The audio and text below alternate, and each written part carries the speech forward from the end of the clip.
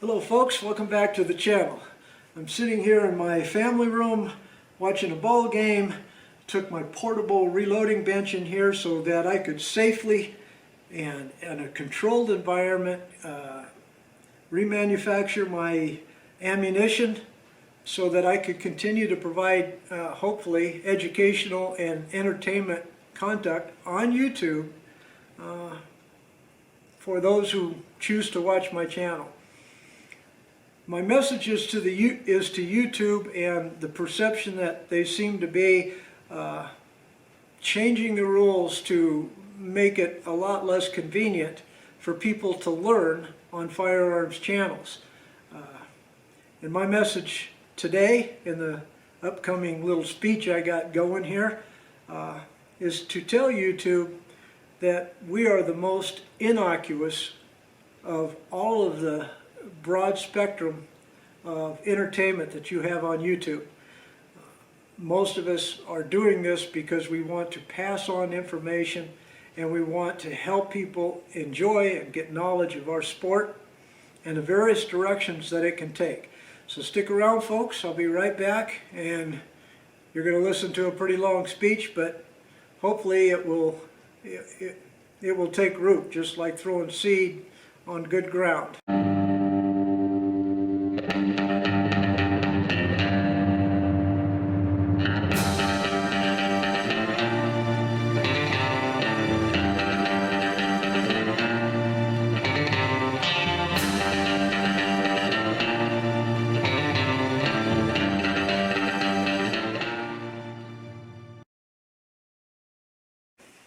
Hello everyone, welcome back to the channel. This video is intended for the YouTube editors or the decision makers on the content about firearms and firearms channels. Rather than go against you, we want to go with you.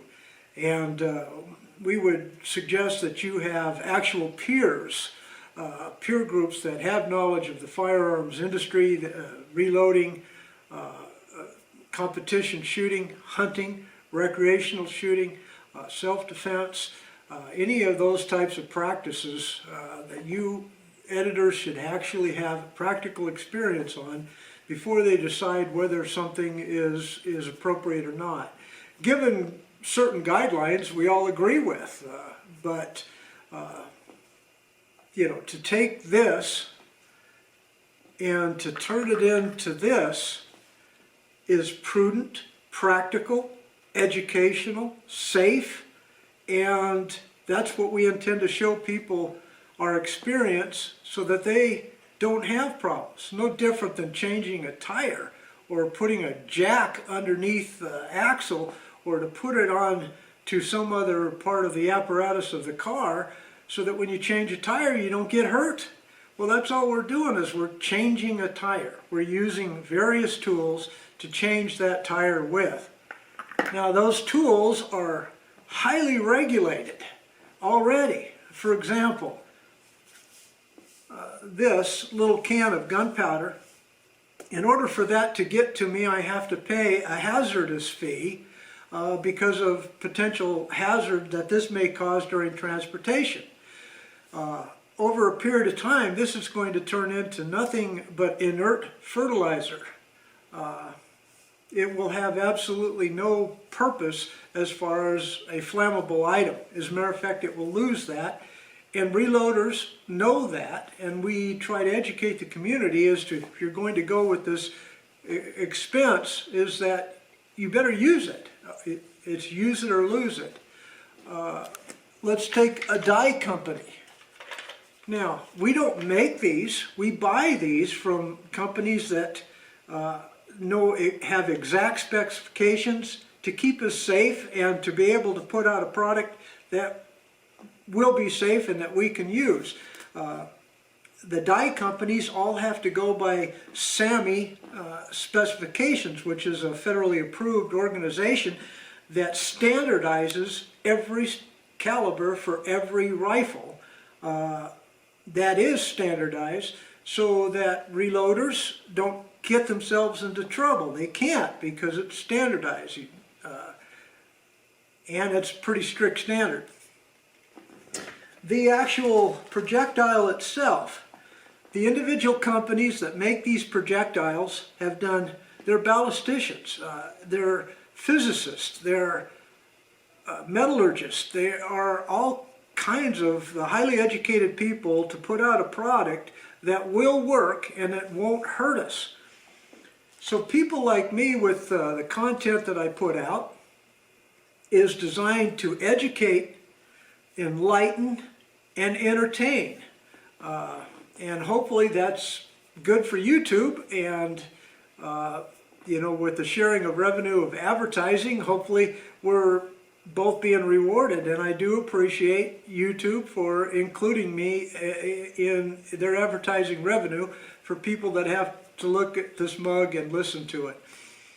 Let's take the press as another example.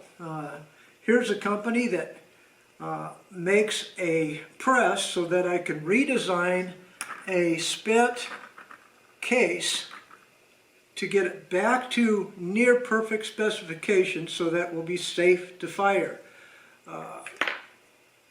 Primers, again, this is something that no matter what we do here, without this little bitty primer cup that when you pull the trigger, the firing pin strikes this and ignites the powder, creates the pressure to send the projectile down the barrel.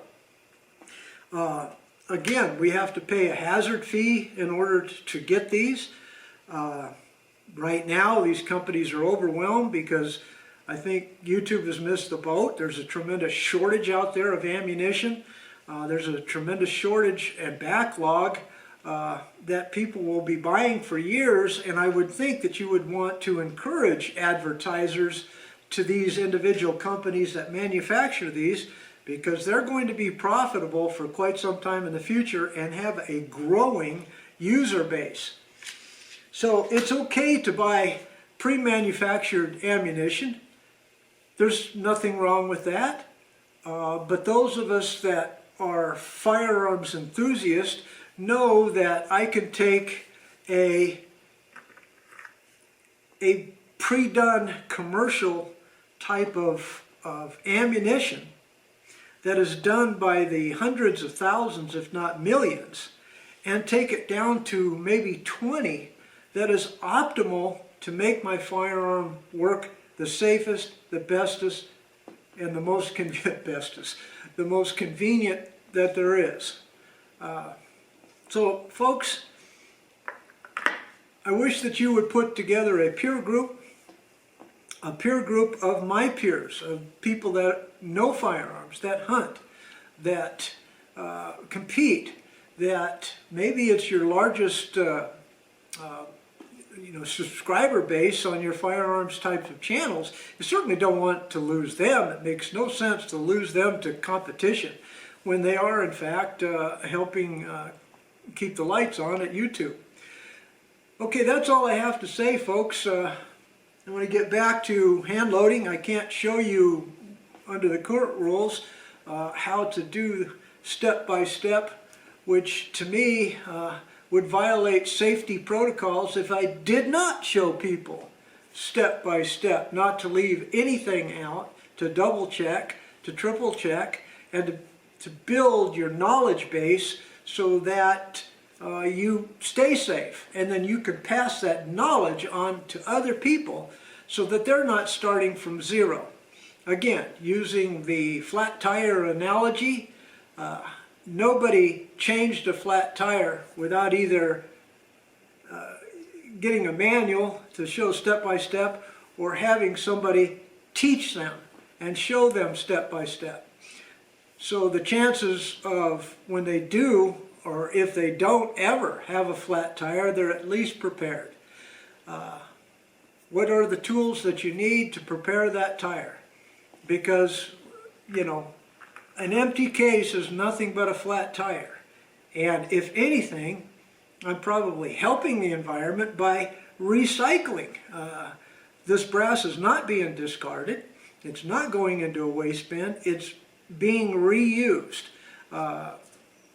The powder is being used and metered to my individual specifications. It's not being overused. It's not being underused. So I hope this kind of conversation helped, folks. Please, YouTube, reconsider your rules, or have the rule process be done by a peer evaluation group that has knowledge, specific knowledge of what we're doing here. But thanks for watching, folks. I appreciate it very much. I'll see you next time. I know this was a lot of talking, but there's a lot of people out there that are bad-mouthing YouTube, and I'm not. Thanks for watching, folks.